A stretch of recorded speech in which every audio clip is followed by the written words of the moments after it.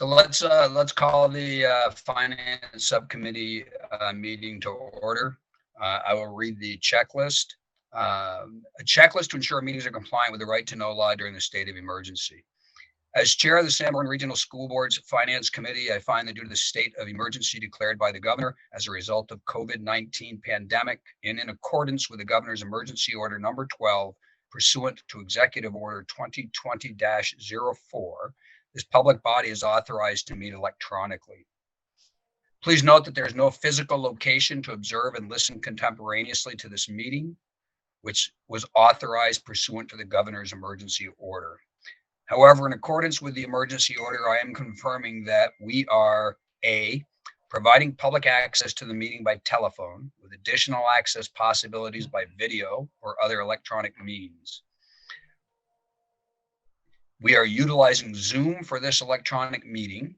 All members of the Sanborn Regional School Board's Finance Committee had the ability to communicate contemporaneously during this meeting through this platform, and the public has access to contemporaneously listen and, if necessary, participate in the meeting through dialing the following phone number: 1-646-558-8656. The meeting ID is 971-1921-4926. Or by clicking the following website address, which is www.youtube.com/C/SRSD meeting videos. Subset B, providing public notice of the necessary information for assessing the meeting. We previously gave notice to the public of necessary information for assessing the meeting, including how to access the meeting using Zoom or telephonically.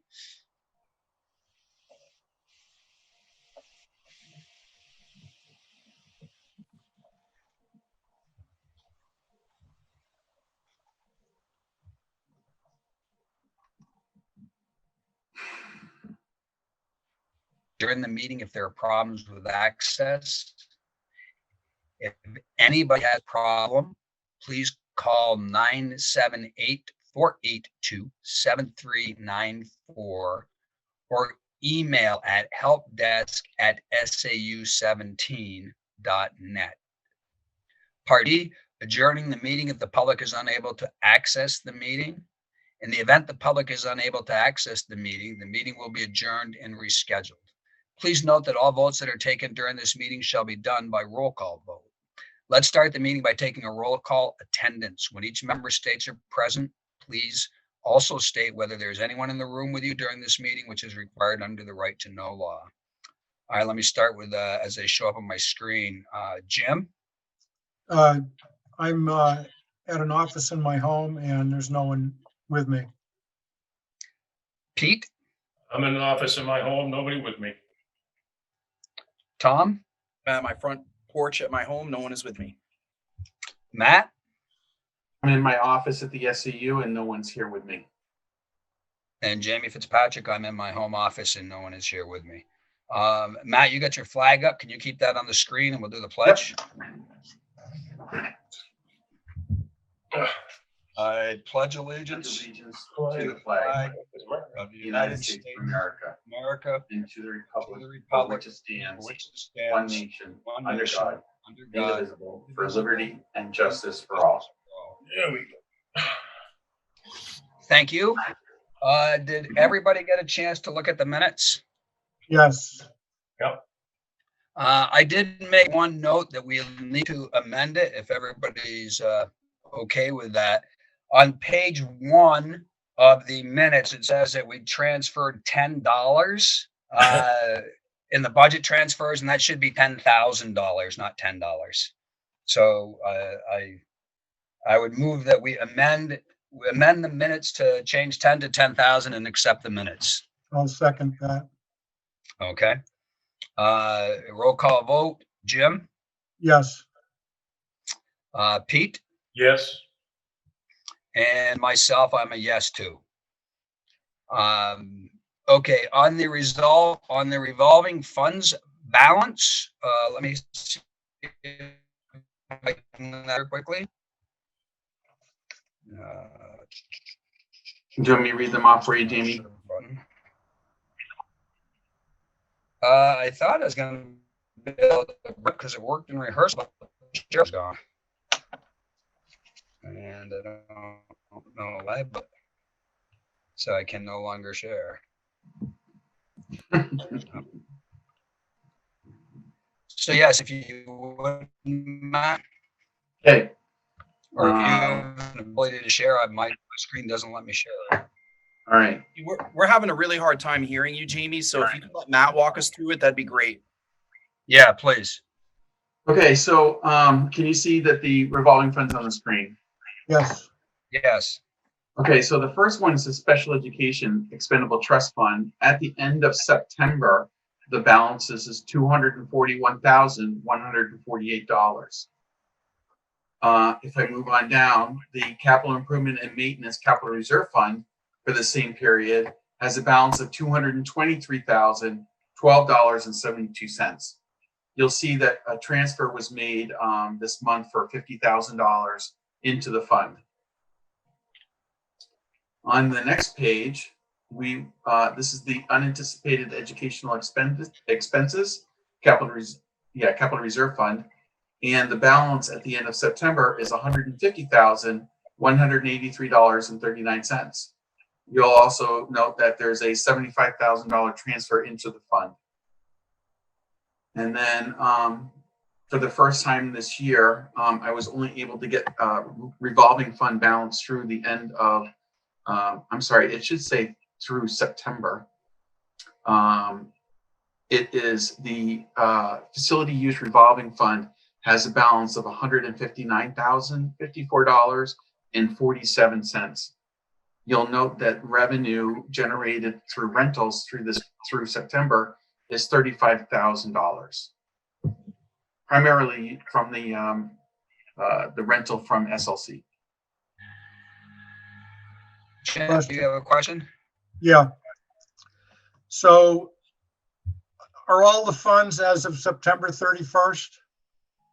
Yes. Okay. So, but we would have received our October payment, our October rental too as well, right? Yes, that's correct. Okay. So, But that would go into October. okay, I see. All right, so I added all these up and I got rounding up the pennies or dropping them off, depending on whether they were above 50 or below. I got $773,398.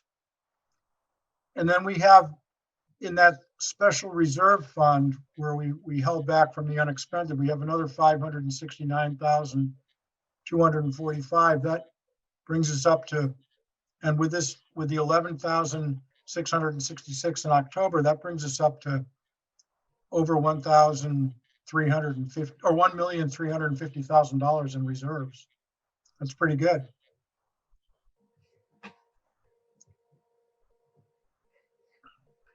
Okay, I'm going to stop sharing this.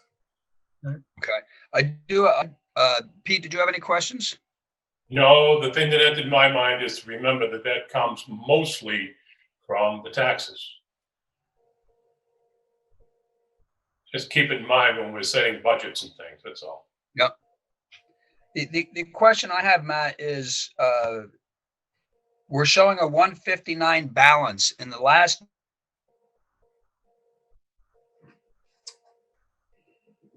Hey, Jamie, you're cutting out. Can't hear you, Jamie. I also noticed, oh, can you hear me? No. No. I think when you turned to read something, we couldn't hear you. We do now, I think. Let's see what happens again. Let me try again, see if this. Yeah, you're doing fine, but when you turn to read, I think we lost you. Okay, I won't turn. So when we looked at this on 9/2, we said that we're using the 531 balance of 193. And then we estimated we'd be at a balance of 227.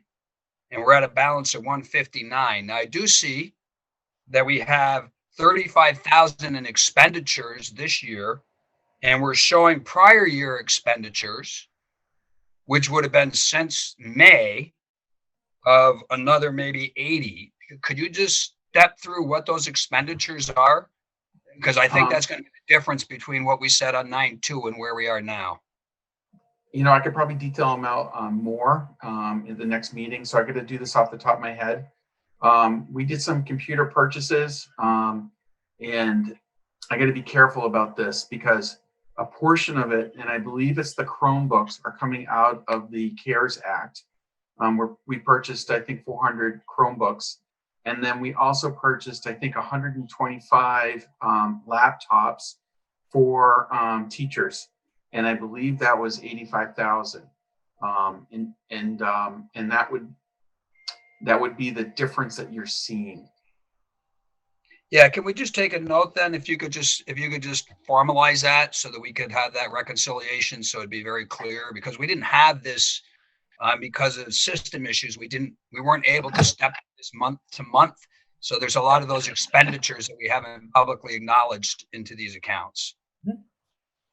And I would just concur with Matt. That was my recollection, but we'll pull the POs and everything and make sure it's tight for the public's awareness. But that is, I agree with Matt that that's what we did. Yep. And by not turning away, that seemed to work better. Yes. All right, then I'll have to continue that. Yeah. Matt, could you go ahead and share the budget reports with us, the health and dental, the excluding health and dental and the revenue?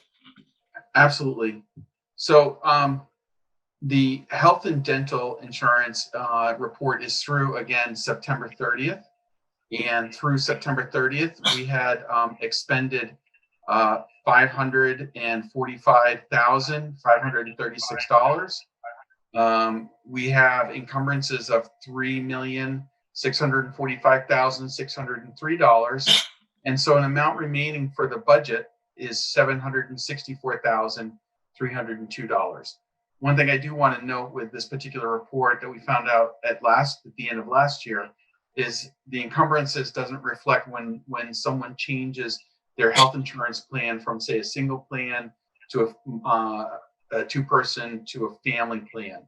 So right now, when I say 764,000, that is budget based upon the census at the beginning of the year.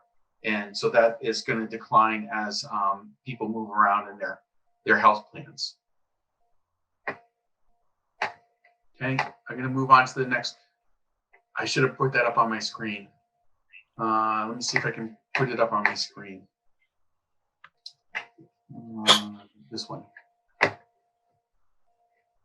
my share is back. Okay. So now I'm going to switch to the next one.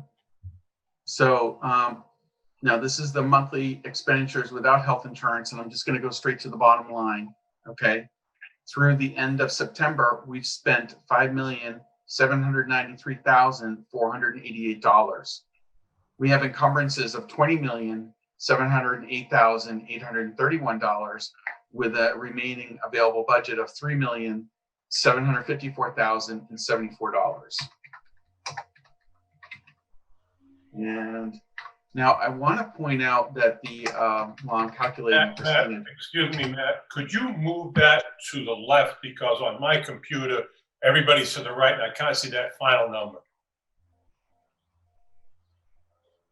No, I think if you just slid it to the left, there we go. A little bit. There we go. Perfect. 3,754,074.21. Okay. Right. Okay. So that right now that means that approximately 12% of the budget isn't obligated. Okay.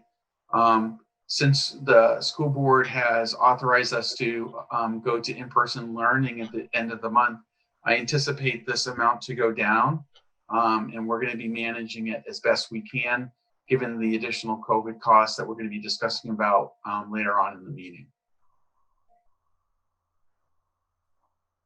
Any other questions?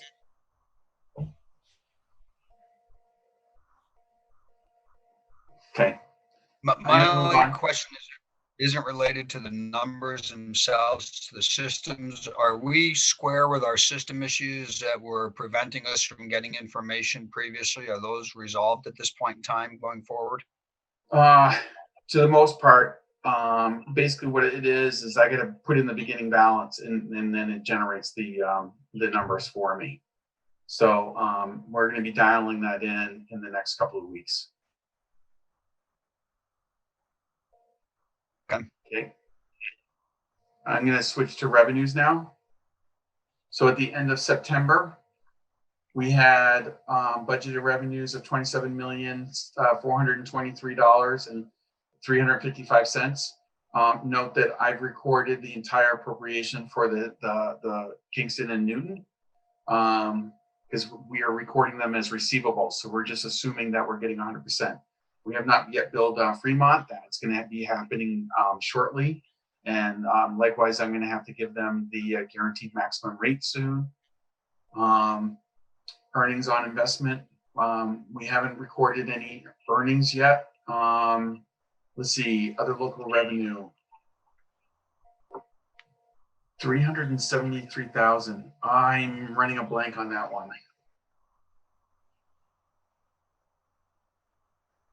I have to remind myself about that. We received $1,400 back in insurance proceeds, which is generally return of health insurance for the prior year. And then we've also received our first adequate education grant payment of $672,000. Okay. Any questions? The other local revenues, could those be I forget the word for it, but when a building is done, they have to pay, impact fees. Is that the potential impact fees that are due us? No, we haven't asked for the impact fees from the towns yet. Okay. If we move on to the next item, I'm gonna pull it out of the accounting system and I'll get it back to you.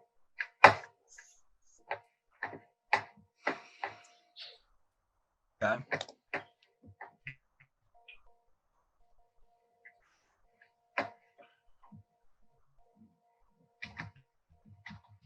Next was the New Hampshire DOE 25 and the MS 25 and also the MS 24.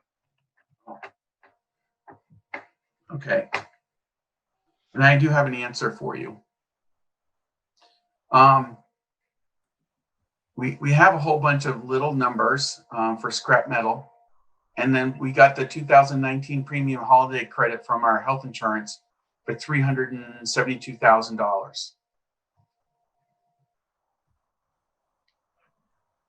So what happens is our actual claims are less than the amount that we're paying into the fund, which generated a surplus, and they return that surplus back to the district. So that's under other revenues? Yeah, we can't put it back against the appropriation because that year is closed. Uh-huh. Those are anticipated at zero. Is that correct, Matt? When we do budgets? That's correct. We do not anticipate this as a revenue each and every year. And from what I understand with the actual claims this spring were down because people weren't really going to using medical services. There were no elective surgeries. I anticipate, though, starting July 1 to see that start ticking back up again.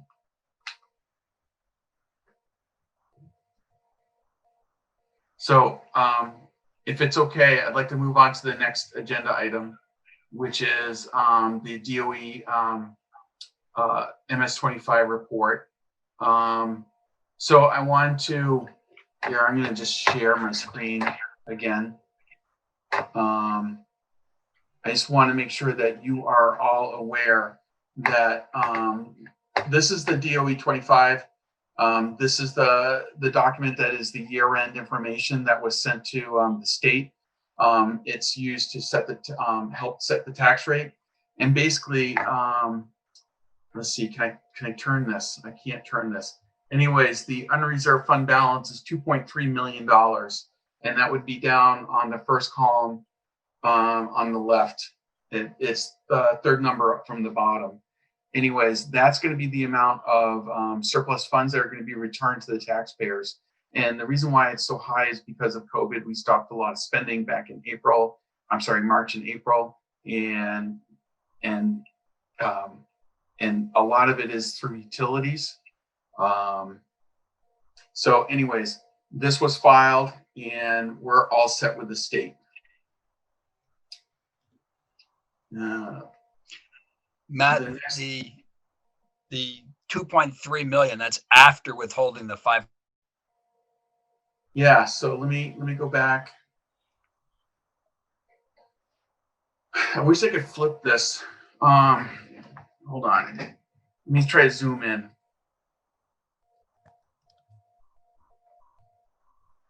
So you can see it's $2,305,355. It's down here. If you can see my cursor. Yeah.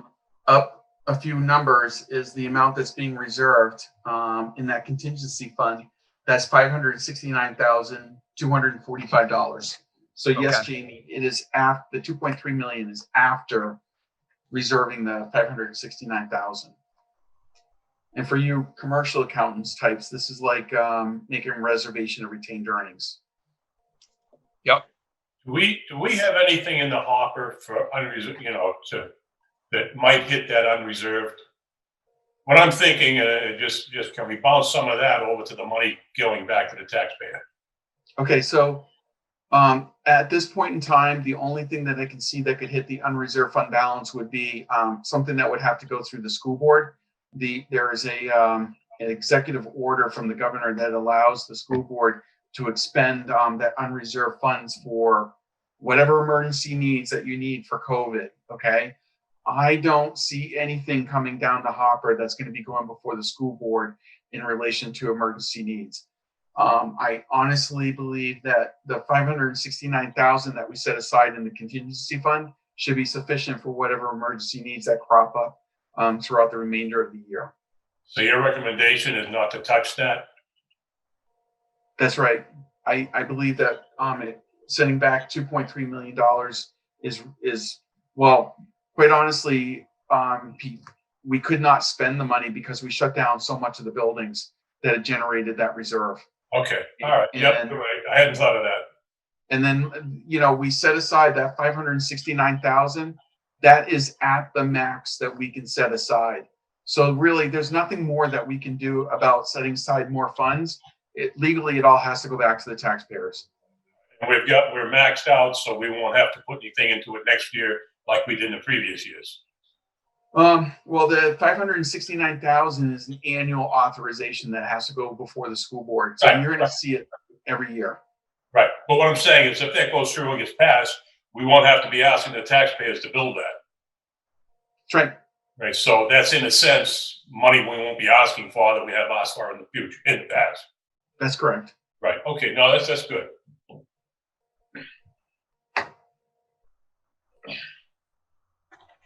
Okay. Jamie, do you mind if I move on to the next item? No, go ahead. Okay, the next item is the MS-24, which is the estimated revenues. And I believe this is the first time anyone outside of the district has seen it. So this is what was filed with the Department of Revenue Administration, which is going to be used to help set the tax rate. Okay. So basically, here, let me zoom in so everyone can see it. And I'm just going to kind of give some highlights here. Revenue of $4.2 million for tuition. That's going to be from Fremont. Food sales of $439,000. This is all assuming that we are in-person learning. Okay. $439,000. This is like over-the-counter sales for school lunch. We're going to receive $513,000 in building aid. We're catastrophic aid, I'm estimating at $250,000. We're going to find out what that actually is going to be when they set the tax rate. And then for federal programs, we're anticipating, and I'm going to drop down to the total, $870,000 in federal programs. Of that, $130,000 is going to be related to school lunch, and then $416,000 is going to be related to special education. So when I move on to the next page. Matt, before you go, a question. last year, because of legislative uncertainty, I forget what the money was, but normally we could count on a certain amount of money. Oh, I know what it was. It was because of requirements of medical evaluations. That was reducing amount of money that we could normally expect to get from the state. Can you talk about that? Yeah, The status so of that? on this page right here, the fourth number up from the bottom is 0. And this is Medicaid distribution. Okay. And basically, this is going to be for reimbursement for purchasing medical items for students in the special education program. And what happened was the state last year changed the regulations and how that information was going to be captured and reimbursed. I estimated it at 0 because it is the hoops that we have to go through right now are substantial. However, it is dribbling in, but it's dribbling in small amounts. And which line number is that? It's this one down here at the bottom that says 4,580 Medicaid distribution. Okay. And I have it as a 0. Is that something that normally comes in in a certain quarter, or does it come in over periodically, or when it was working prior to these changes, how did it come in? So on a monthly basis, we'd be submitting information. We actually have a third-party billing provider who understands the Medicaid system, and they would be billing Medicaid for all of our costs and submitting an invoice, and that would be happening on a monthly basis. We'd be generating between 90 and I think 130,000 a year, just in reimbursements from that. So are they not able to do that now because of uncertainties or changes, or what's the status with that? What the problem This group is that we're now, working with. it's not the person that we're working with. What it is they're requiring an additional hurdle that we have to jump over.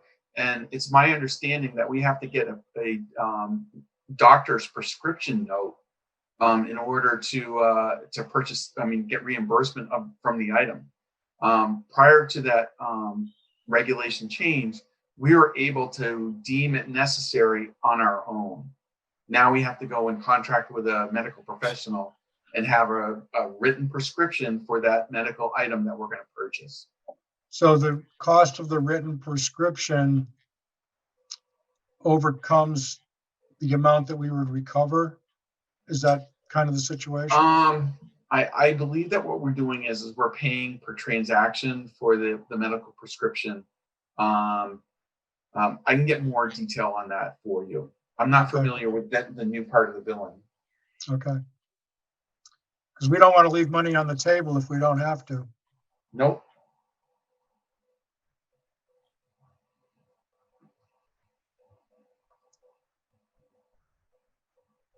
Any other questions on the revenues?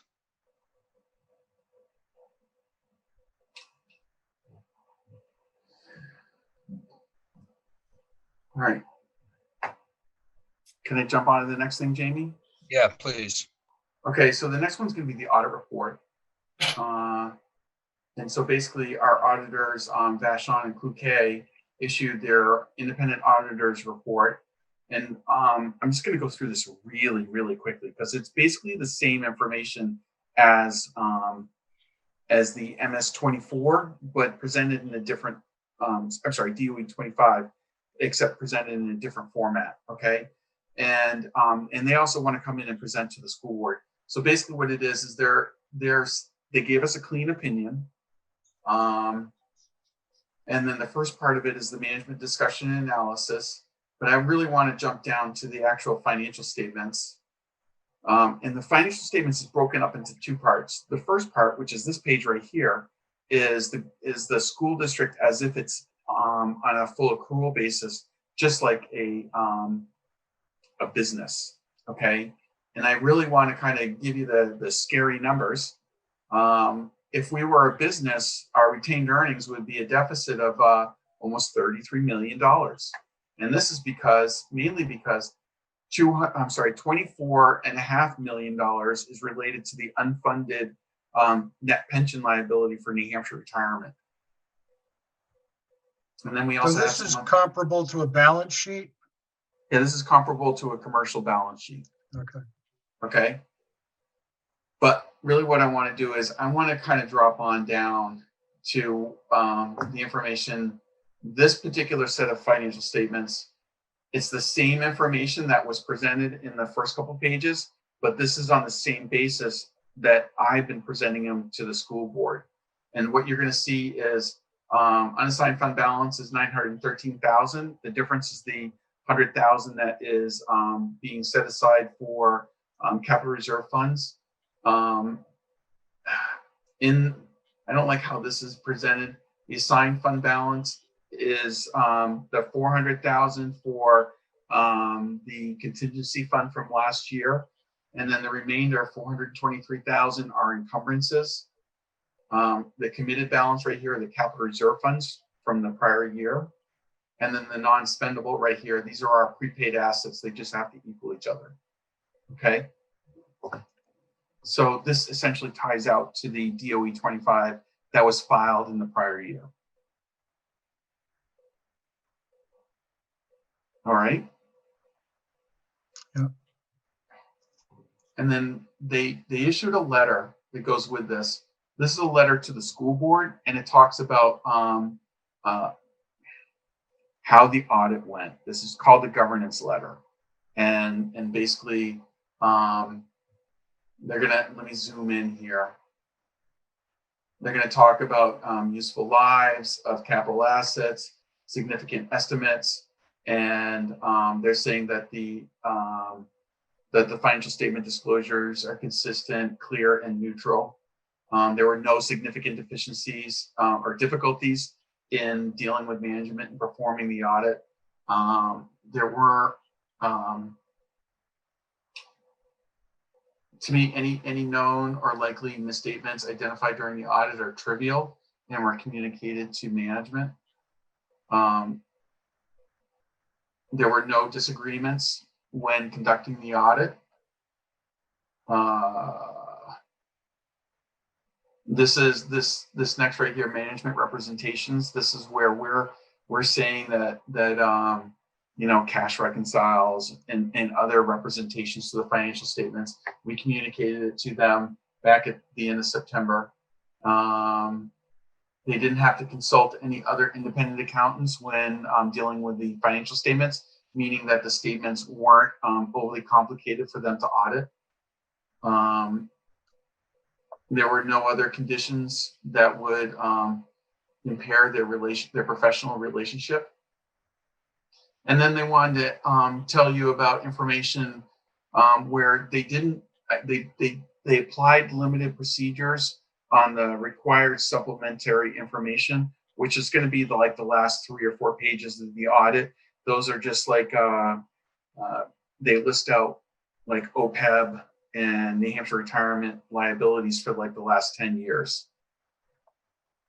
So that's a lot of the audit pieces. And so what they did is they listed out the trivial adjustments that they noted during the audit. Okay. Can you just give us a little explanation of why there's no election to make those adjustments? Yeah, that's my question. Okay, so for the first one there, for unexpended grant proceeds, basically all of our grant proceeds are tied out to the way the New Hampshire Department of Education reports all that information. The auditors want us to adjust our reporting so that our grant information doesn't match up with the state. And I said, absolutely no way is our grant information going to deviate from the state. So what's reported in the financial statements for grants is exactly what the state of New Hampshire has. Okay. The second one there is there's a couple of,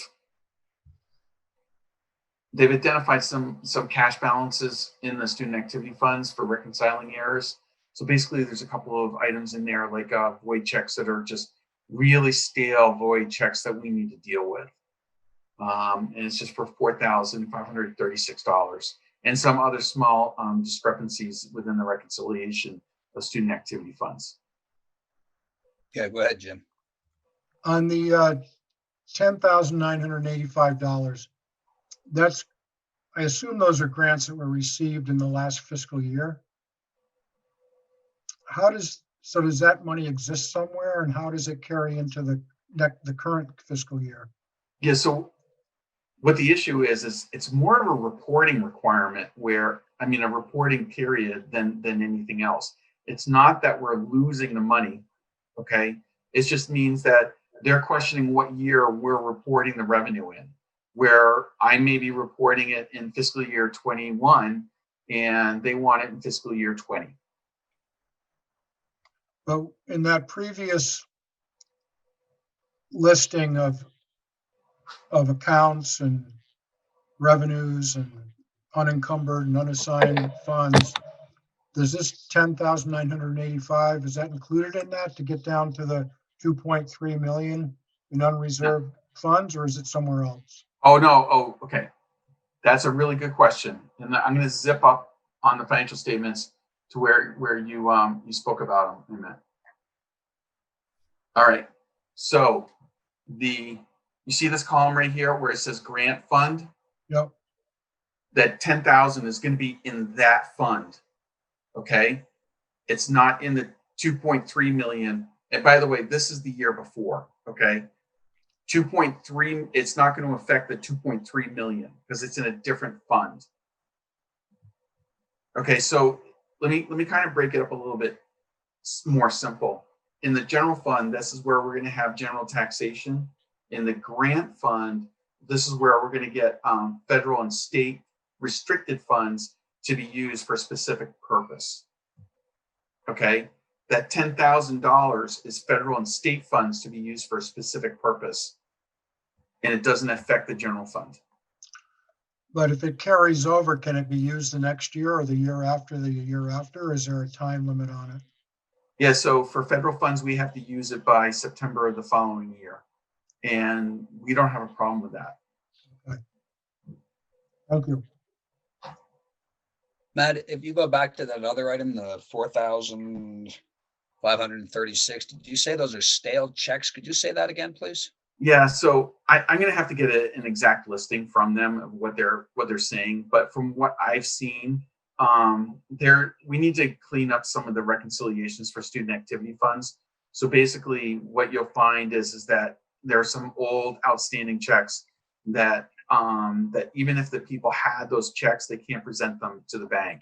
The bank is going to reject them. So basically, we got to clean up all that old outstanding information, like reissuing checks or sending it off to the state's abandoned property division, just to clean this up. Go ahead, Jim. While we're on the subject of cleaning things up, are the hockey boosters up to date with the money that we've fronted for various expenses that they're to reimburse us for? I have to think about what you're saying. I believe we put money out front for, Yes. yeah, I get you. Okay, so the way I understand it is the hockey boosters are paying a portion of the hockey program.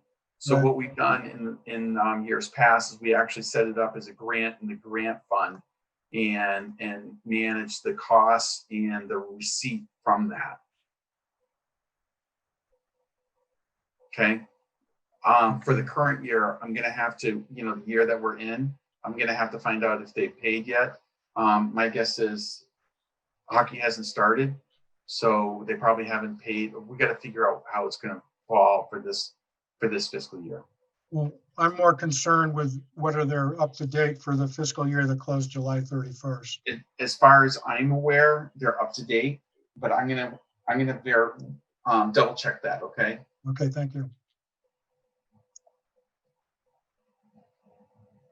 Matt, I looked through the audit, and I'll do it more intensely over the weekend, but I did not see anything where they gave any recommendations about areas of improvement.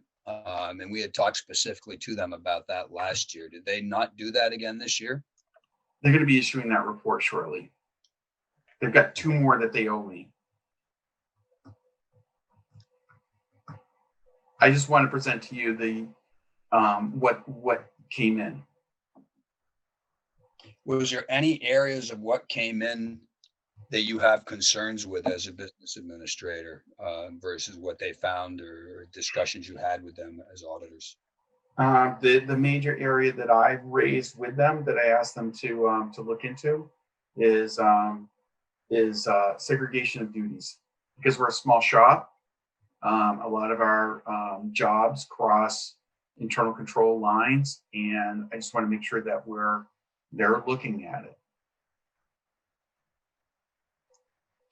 Is the request along the lines of, please verify the way I have it set up is okay? Or is it more along the lines of, I'm going to need to do more crossovers in the future and I need to talk to you about that up front? No, it's more or less of, I know where the problems are and that we're working to segregate the duties better. Okay.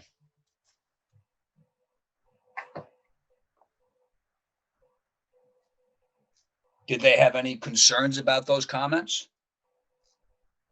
I don't have a conversation in my mind that raised concerns. And honestly, with the numbers that I'm seeing, I don't feel that there are concerns that give me I just want to kind of describe it a little bit differently. So, I audited cities, towns, and school districts. And generally, whenever you see the financial numbers being really constrained, and where the districts are running into deficits and not being able to return money back to the taxpayers, you really need to be concerned about that.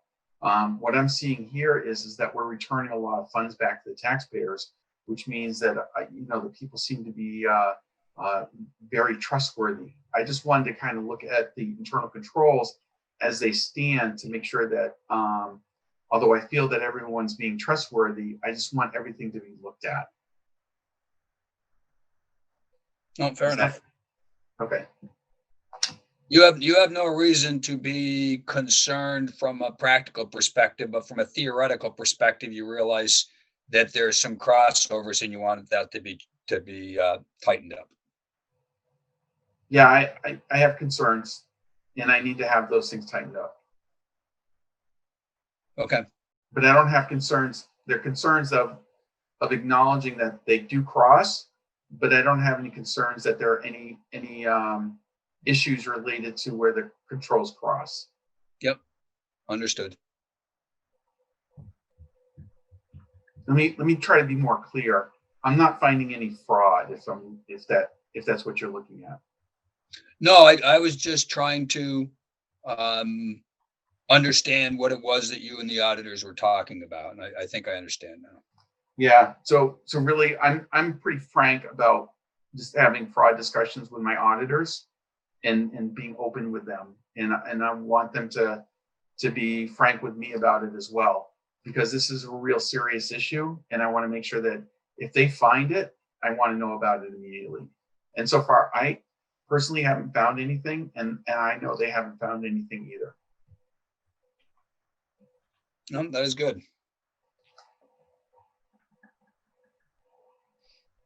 Any other questions on the audit?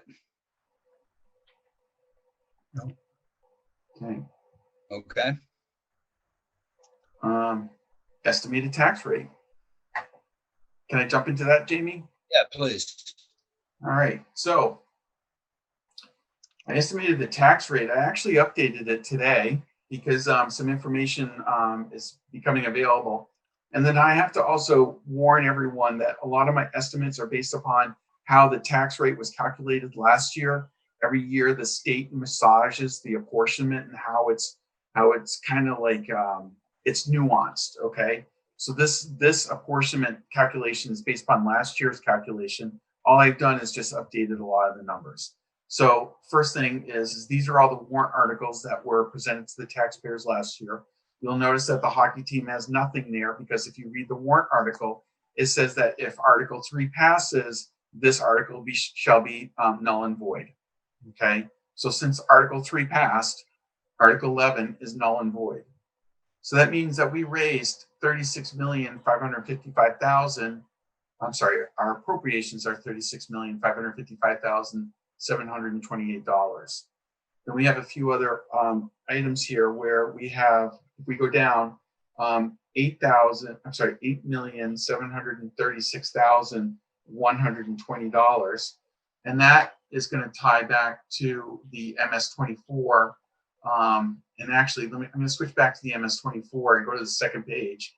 And it's going to be roughly this number right here, okay? Which includes a return of unassigned fund balance of $2,305,355, okay? So let me go back to the tax rate. And that goes right in the middle of the spreadsheet. And then there's a couple of other adjustments that are made. So I'm going to kind of skip on down through where this is state tax aid. This is the apportionment between the two towns. And before I really get into the tax rate, I want to point out one significant item. I've noticed that the apportionment between Kingston and Newton is changing, where Kingston decreased its enrollment faster than Newton. So that means that so last year, Kingston had 56% of the tax burden, and Newton had 44%. This year, Newton has 45%, and Kingston has 55%. So it's a percent going either way, one year after the other. So when I go down here to the bottom, Kingston's filed its assessed values for the town. And so these are the assessed values that I pulled off of the DRA's website for Kingston. So when I apply Kingston's information to the apportionment up above, the estimated tax rate is $16.06. Okay. Now it's going to be 9 cents lower than if I used last year's assessed value. So if you were to compare Kingston's assessed value from one year to the next, their assessed value went up enough to reduce the tax rate by 9 cents. Okay. Newton's information is not in the state's portal yet. Okay. So this is last year's assessment information for Newton. And the tax rate for Newton is $21.46. Go ahead, Jim.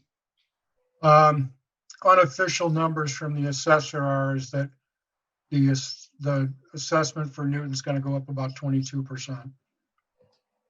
23%? 22. 22? Yeah, because the last time it was done was, I think, 2015. And it's based on last year's sales, which were substantially bigger numbers per square foot. That's going to change your tax rate dramatically. Yeah.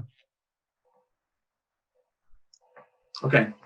Well, I'm going to go on down a little further and say that a home that's assessed at $300,000, the tax impact in Kingston is $4,818, and in Newton it is $6,438.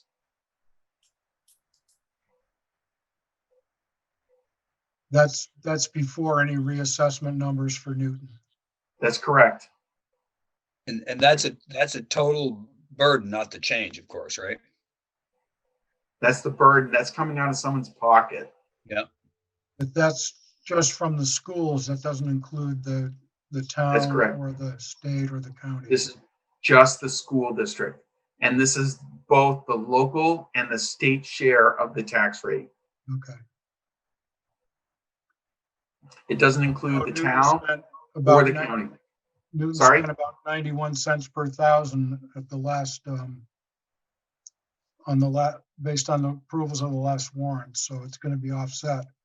The savings from the school will be offset by that cost, those costs.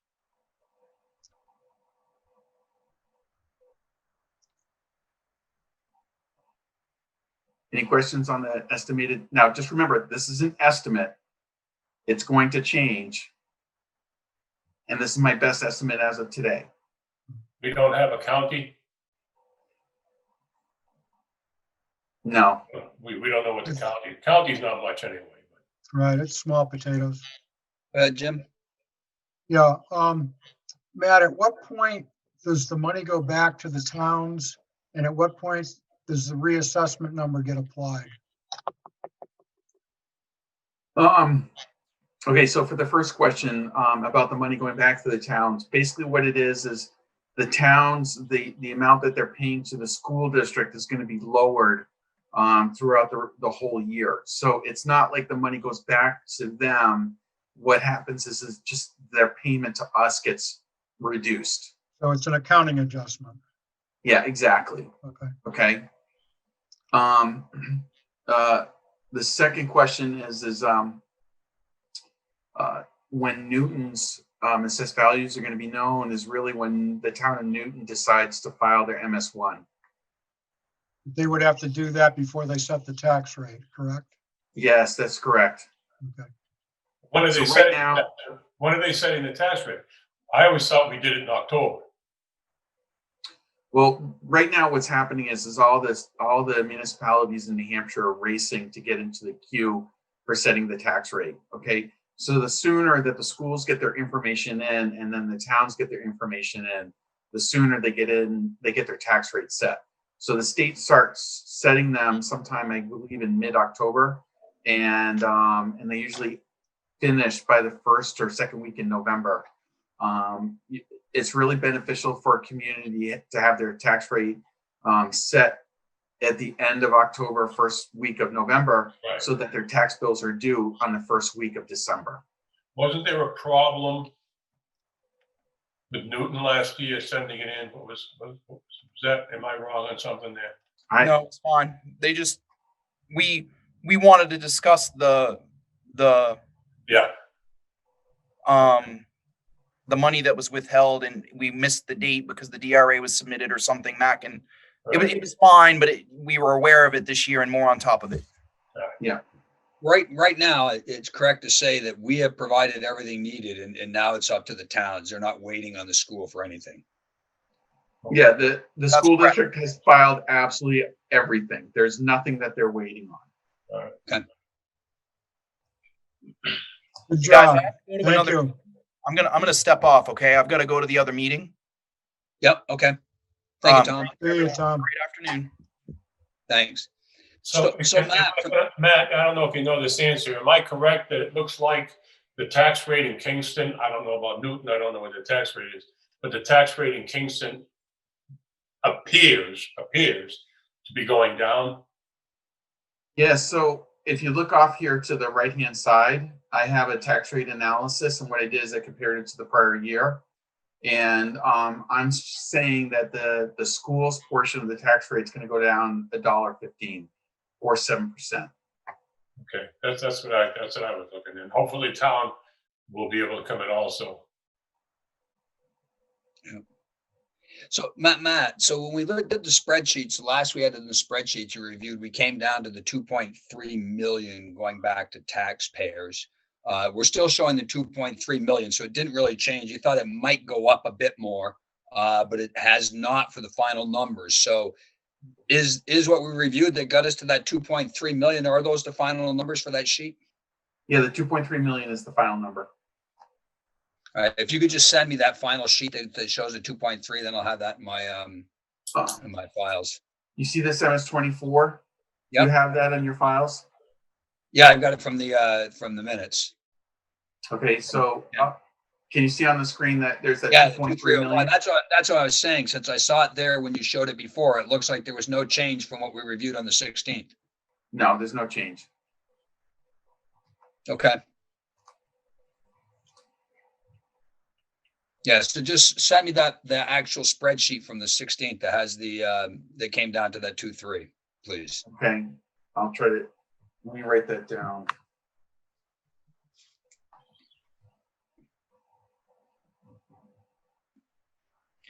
Only a few more minutes here. I think the last item was just, and I don't know, you'll have had a chance to do it, Matt, but I would like to see the tracking of the COVID spending for school year 21. So we understand how much is being spent on what items. Sure, okay. Maybe we could use that for some leverage with with Charlie to take to the state and see if there's something that he can find some windows for us to try to get some money. So, Okay. I've also cast the net out to the other departments in the school district because they're Okay. also aware of COVID costs that I may not be aware of. I know that since I developed this, special education has identified some areas where they've incurred additional costs. So I'm just going to kind of like go down very quickly. Yep. in Okay. terms- Okay. So we bought 4 electrostatic sprayers for $3,000. 16 generic hand sanitizing stations. These are the ones where you put your hands underneath and it automatically dispenses it into your hands. Yep. That was $4,000. 2,000 pediatric masks for $725. Those have not come in yet. We have 2,000 KN95 masks. That was almost $4,000. A lot of this stuff was very difficult to get a hold of. 432 clear masks. And we were not sure how long that would last. That ended up being about a month and a half because we actually have special education students in the building. And so down further, there's another order for clear masks. And we increased our usage to be more like 6 months. Because what we're finding is that even though the pricing and getting this stuff is difficult, if we time it right, we can actually get it. Let's see. We got 100 reusable plastic protective face shields for $1,000. We bought 200 level 2 isolation gowns. We've had to increase that and up to another 500 because we found out that special education was using 1 or 2 of these gowns every day. Let's see, we bought 300 no-vent goggles to assist teaching staff to apply sanitization solution throughout the district if they need it. Hey, Matt, can I jump in to interrupt for a second? Could you have this in a spreadsheet? Yes.